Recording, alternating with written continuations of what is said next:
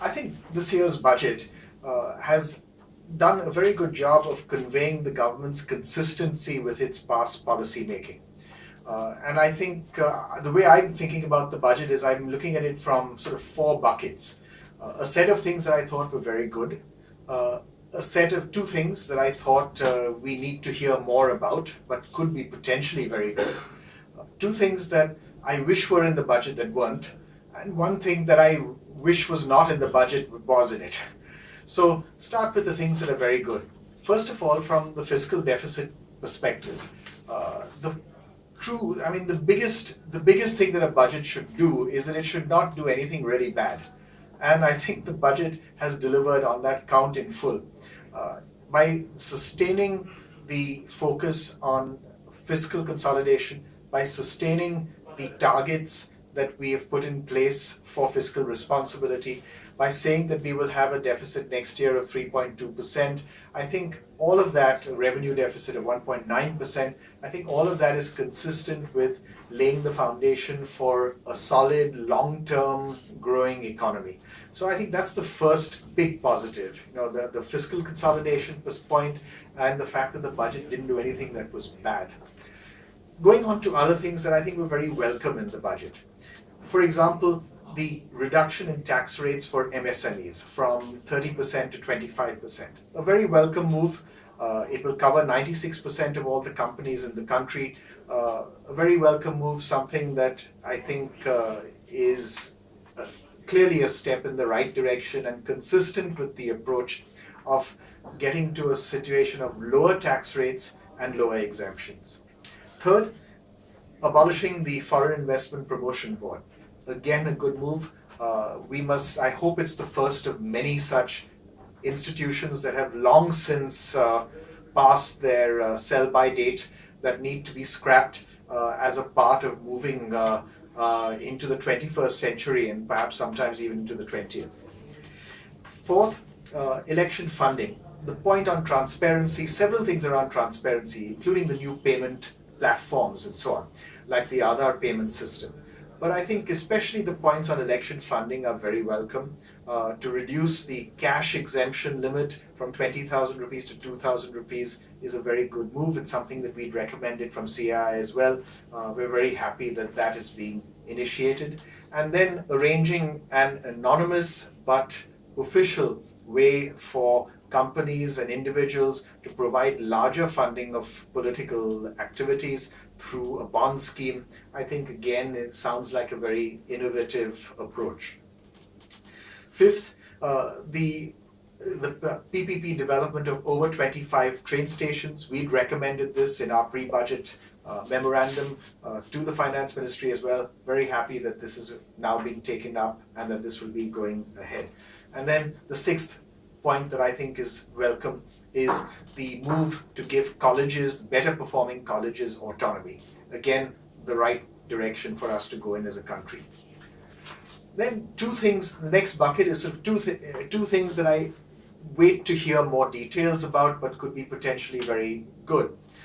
For a long time now we've heard about, this government has talked about its privatization or disinvestment targets but has not met them. The previous government did the same thing.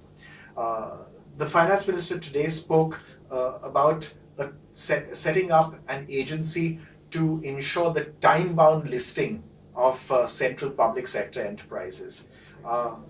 We look forward to hearing more. Potentially it's important, but again, the key point there is the time-bound listing, the time-bound privatization of these public sector enterprises that have no business being public sector enterprises. They should be in the private sector. Second thing that it would be good to hear much more detail about, there are many stuck PPP projects, public-private projects, and those projects were thought to be addressed through the dispute resolution mechanism that the Kelkar Committee had recommended. When we heard today that the government proposes to amend the Arbitration and Conciliation Act of 1996 and to address dispute resolution through the amended act. Again, we look forward to hearing more details on that count. Both of those are very important schemes, and again, I think how they get implemented, if they implement it well in a nice, efficient, transparent manner in a very quick way, they could be very helpful to us as a country. Two things that were not in the budget that I wish had been. The reduction in corporate taxes for MSMEs is very good. It covers 96% of all companies, but we wish it had extended to all companies. And we're not saying just reduce taxes, reduce corporate taxes. The recommendation that we made in CII is reduce taxes and get rid of exemptions and concessions. So move at a stroke to a low tax, no exemption regime. We'd have liked to have seen that taken further, but we hope that this will happen in the foreseeable future as the government gains confidence from the measure that's being taken for MSMEs. The second thing that it would have been very good to have seen addressed in the budget is building an innovative economy and investing in technology by the country, whether it's by firms in R&D or by public research done in the higher education sector. Both of those were missing, it seems to me, in this budget. We've recommended quite clearly what we would like to see, which is setting up a national innovation fund to foster R&D investments by firms, and moving the government's focus of doing research, public research in autonomous R&D labs, which just seems to vanish and not show up anywhere. And instead doing that in the higher education system, of moving those resources to higher education. We'd have liked to have seen that addressed. It's something that is very important to the long-term future of us as an economy. Finally, one thing that was in the budget that we wish had not been, and that's the surcharge on incomes between 50 lakhs and 1 crore. While it seems like that's something that people can afford to pay, and it probably is, it's inconsistent with the stated principle that the finance minister mentioned of honoring the honest. If you're going to honor the honest, you should be encouraging more and more people to come into that tax net. There are many more people in the country who actually earn more than 50 lakhs, who do not currently pay income tax or pay at much lower rates. We need to encourage them to come into the tax net. And this surcharge, I think, is not a way of operating in a way consistent with honoring the honest.